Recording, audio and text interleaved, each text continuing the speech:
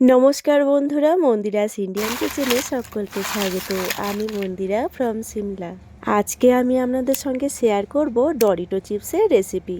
যে চিপসটা দেখলে বাচ্চারা খুশিতে পাগল হয়ে যায়। এখন থেকে এই চিপসটা আর বাইরে থেকে কিনে খেতে হবে না, খুব সহজেই ঘরে বানিয়ে ফেলতে পারবেন এই ডরিটো চিপস। তো চলুন রেসিপিটা শুরু করা যাক।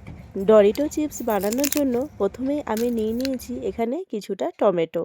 আমি এখানে 5টা মতন টমেটো নিয়েছি। আপনারা যেমন বানাবেন সেই হিসেবে টমেটোটা নেবেন। টমেটোগুলোকে আমি ছোট্ট ছোট্ট করে কুচি করে নিয়েছি। এরপরে একটা মিক্সিং জার নিয়ে নিলাম। মিক্সিং জারের মধ্যে টমেটোগুলো দিয়ে দিলাম আর 2 চামচ মতো রেড চিলি পাউডার দিয়ে দিলাম। এতে কালারটা সুন্দর আসবে আর চিপসের মধ্যে হালকা স্পাইসি ভাব থাকবে। আর এটাকে ভালো করে পেস্ট করে নিলাম। পেস্টটাকে একটা বাটির মধ্যে ঢেলে নিলাম আর 2 কাপ মতন সুজি দিয়ে দিচ্ছি। আমি এখানে 5টা টমেটোর জন্য 2 কাপ মতন সুজি ব্যবহার করেছি। আর ওই একই কাপ মেপে দিয়ে দিচ্ছি 2 কাপ মতন আটা। আটা কিন্তু আপনাদের কম বা বেশি লাগতে পারে, কারণ এখানে আমরা কিন্তু জলের ব্যবহার করব না। পরিমাণ মতন বিট নুন দিয়ে দিলাম আর দিয়ে দিলাম 1 চামচ মতন চাট মশলা আর দিয়ে দিচ্ছি 1 চামচ মতন হলুদ। এরপরে এই সব কিছুকে ভালো করে মেখে একটা টাইট ডো বানিয়ে নেব। আমি এখানে ডোটাকে রেডি করে নিয়েছি আর 10 মিনিটের জন্য ঢাকা দিয়ে রেখে দিলাম। যেহেতু এর মধ্যে সুজি দেওয়া আছে, ভালো করে কিন্তু ডোটা ফুলে যাবে। ডোটাকে আবার একটু মেখে নিলাম, দিয়ে এখান থেকে একটা লই কেটে নিচ্ছি। লইটা রুটি থেকে একটু বড় নিয়েছি। এরপরে একটা চাকি বেলনা নিয়ে নিলাম আর চাকির ওপরে অল্প একটু আটা মিশিয়ে দিলাম। এরপরে যেমন নর্মাল রুটি বেলা হয় সেরকমভাবে রুটিটাকে ভালো করে বেলে নেব। খেয়াল রাখতে হবে রুটিটা যেন খুব মোটা না হয়ে যায়, কারণ হচ্ছে রুটিটা যদি বেশি মোটা হয়ে যায় তাহলে কিন্তু চিপসগুলোও মোটা মোটা হয়ে যাবে। দোকানের চিপসগুলো যেমন পাতলা পাতলা হয় ঠিক সেরকম হবে না। রুটিটাকে গোল করে বেলে নিয়ে একটা চাকুর সাহায্যে এইভাবে চারিদিকটাতে সমান করে কেটে নিলাম। যে সাইডগুলো কেটে দিয়েছি সেগুলো কিন্তু ফেলে দেবো না, আবারও বেলে এগুলোকেও চিপস বানিয়ে নেব।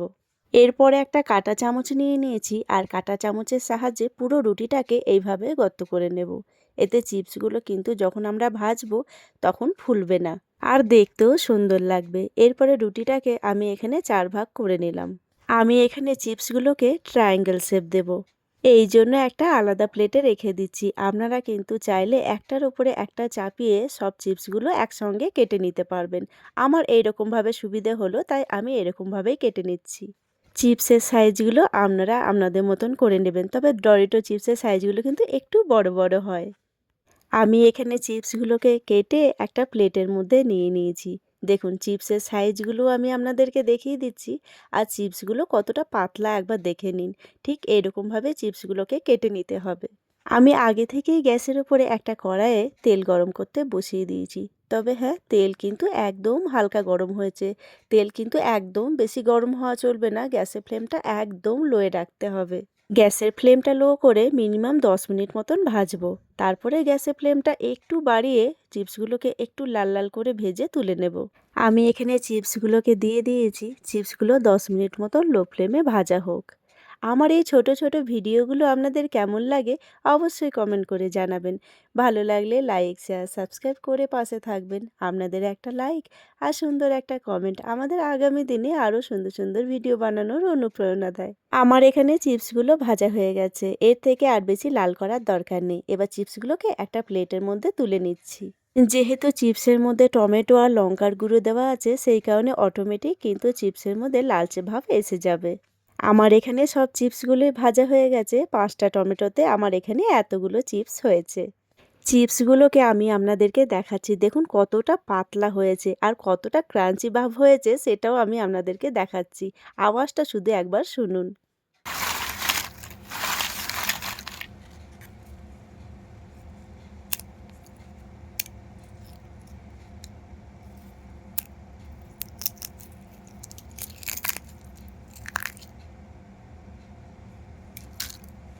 দেখলেন চিপসের মধ্যে কতটা ক্রাঞ্চি ভাব এসেছে। এরকমভাবে যদি আপনারা বাড়িতেই চিপস বানিয়ে ফেলেন তাহলে কিন্তু আর বাইরে থেকে চিপস কিনে খেতে হবে না। এরপরে এর মধ্যে দিয়ে দিচ্ছি 1 চামচ মতন বিট নুন, দিয়ে দিচ্ছি হাফ চামচ মতন লঙ্কার গুঁড়ো আর দিয়ে দিচ্ছি 1 চামচ মতন চাট মশলা। আপনারা চাইলে কিন্তু এগুলোকে স্কিপও করতে পারেন, তবে এগুলোকে দিলে আরও একটু চটপাটা হবে চিপসগুলো। আপনারা আপনাদের যে কোনো পছন্দের মশলা এই চিপসের মধ্যে ব্যবহার করতে পারেন। এরপরে এই চিপসগুলোকে হাতের সাহায্যে ভালো করে মেখে নিচ্ছি। আর চিপসগুলোকে একবার দেখুন, একদম স্পাইসি চটপাটা। আপনারাও ঝটপট বাড়িতে বানিয়ে ফেলুন এইভাবে ডরিটো চিপস। এইভাবে চিপস বানিয়ে দিলে বাচ্চারাও ভীষণ খুশি হবে আর বাচ্চাদের শরীরেরও কোনো ক্ষতি হবে না।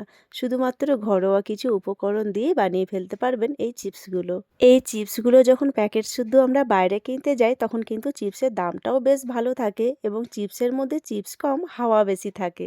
আর তাছাড়া চিপসগুলো ভেজে কতদিন ধরে যে প্যাকেটে ভরা আছে তাও কিন্তু আমরা কেউ জানি না। এখানে আমি একটা এয়ারটাইট কন্টেনার নিয়ে নিয়েছি আর এই কন্টেনারের মধ্যে চিপসগুলোকে ভরে রেখে দিচ্ছি। এরপরে এই চিপসগুলোকে আপনারা যতদিন ইচ্ছে রেখে রেখে খেতে পারেন। আর একটুও দেরি না করে এই ডরিটো চিপসগুলো ঝটপট বাড়িতে বানিয়ে ফেলুন। ভিডিওটাও তাহলে এখানেই শেষ করলাম। আমার আজকের ভিডিও আপনাদের কেমন লাগলো অবশ্যই কমেন্ট করে জানাবেন। ভালো লাগলে লাইক, শেয়ার, সাবস্ক্রাইব করে দেবেন। আবারও আসবো নতুন কোনো একটা ভিডিও নিয়ে। ততক্ষণের জন্য সবাই ভালো থাকবেন, সুস্থ থাকবেন। এতক্ষণ ধরে আমার সঙ্গে থাকার জন্য সবাইকে অসংখ্য ধন্যবাদ।